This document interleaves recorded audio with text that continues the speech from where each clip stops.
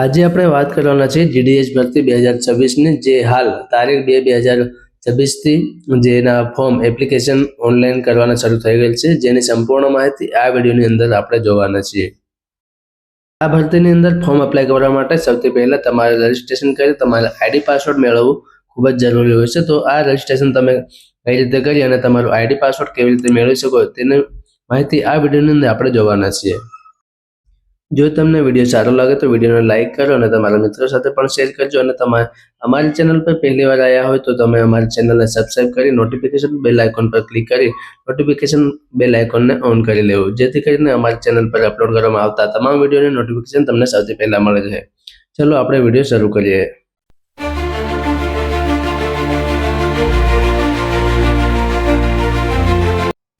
Registration કરવા માટે તમારે સૌથી પહેલા મોબાઈલની અંદર અથવા તમારા પીસીની અંદર તમારે આ લિંક જે હોય છે આ લિંક તમારે ઓપન કરવાની છે। જેવું તમે આ લિંક ઓપન કરશો એટલે આ રીતનું એક પેજ જોવા મળશે। અહીં તમે જોઈ શકો છો સ્ટાર્ટ ડેટ, જે યુઝર રજીસ્ટ્રેશન સ્ટાર્ટ ડેટ આપણે જોઈ શકો છો, અને રજીસ્ટ્રેશન કરવા માટેની એન્ડ ડેટ, એપ્લિકેશન સબમિશનની જે સ્ટાર્ટ ડેટ અને એન્ડ ડેટ જોઈ શકો છો। ત્યાર પછી તમારી એપ્લિકેશનને સુધારો કરવા માટે કોઈ પણ હોય એની છેલ્લી તારીખ પણ જોઈ શકો છો। હવે રજીસ્ટ્રેશન કરવા માટે આપણે ક્લિક કરવાનું છે, ક્લિક હેર ટુ રજીસ્ટ્રેશન। અહીંયા તમને જોવા મળશે ન્યૂ કેન્ડિડેટ રજીસ્ટ્રેશન, તો આપણે આ ઓપ્શન પર ક્લિક કરવાનું છે। અહીંયા તમારે તમારા મોબાઈલ નંબર અને ઈમેલ આઈડી થી વેરિફિકેશન કરવાનું છે ઓટીપી દ્વારા। તો અહીંયા તમારે સૌથી પહેલા તમારો 10 ડિજિટ મોબાઈલ નંબર એન્ટર કરવાનો છે। ત્યારબાદ જેવું તમે મોબાઈલ નંબર એન્ટર કરશો એટલે તમારી સામે અહીંયા સેન્ડ ઓટીપી વાળો જે ઓપ્શન દેખાશે આ ઓપ્શન પર ક્લિક કરવાનું છે। આ ઓપ્શન પર ક્લિક કરશો એટલે તમારા મોબાઈલની અંદર એક ઓટીપી આવશે। એ ઓટીપી અહીંયા ફિલ કરીને તમારે વેરીફાઈ બટન ઓટીપી પર ક્લિક કરવાનું છે।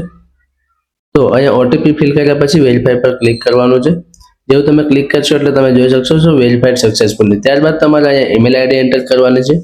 ઈમેલ આઈડી સાચી અને બરાબર એન્ટર કરવાની છે। ત્યારબાદ સેન્ડ ઓટીપી પર ક્લિક કરવાનું છે। તમારે ઈમેલ ચેક કરવાનું છે, ઈમેલની અંદર એક ઓટીપી આવશે। એ ઓટીપી તમારે અહીંયા ફિલ કરીને વેરીફાઈ ઓટીપી બટન પર ક્લિક કરવાનું છે। જેવું તમે ક્લિક કરશો એટલે અહીંયા જોઈ શકો છો બંને ઓપ્શન આપણે વેરીફાઈડ બતાડે છે। હવે તમારે અહીંયા નેક્સ્ટ બટન પર ક્લિક કરવાનું છે। જેવું તમે નેક્સ્ટ બટન પર ક્લિક કરશો એટલે તમને બેઝિક ડિટેલ ફિલ કરવાની રહેશે।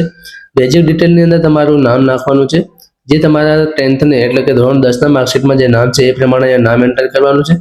ત્યાર પછી તમારે જન્મ તારીખ મેલ ફિમેલ એટલે કે જેન્ડર સિલેક્ટ કરવાનું છે।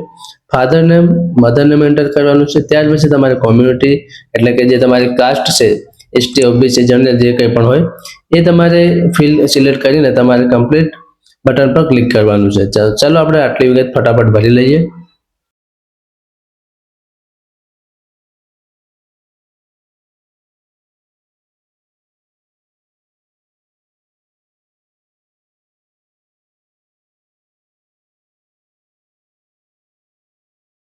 તો આ રીતે તમે તમારું બેઝિક ડિટેલ ફિલ કરીને તમારે અહીંયા કમ્પ્લીટ બટન પર ક્લિક કરવાનું છે। જેવું તમે કમ્પ્લીટ બટન પર ક્લિક કરશો એટલે આ રીતનું એક પોપઅપ જોવા મળશે।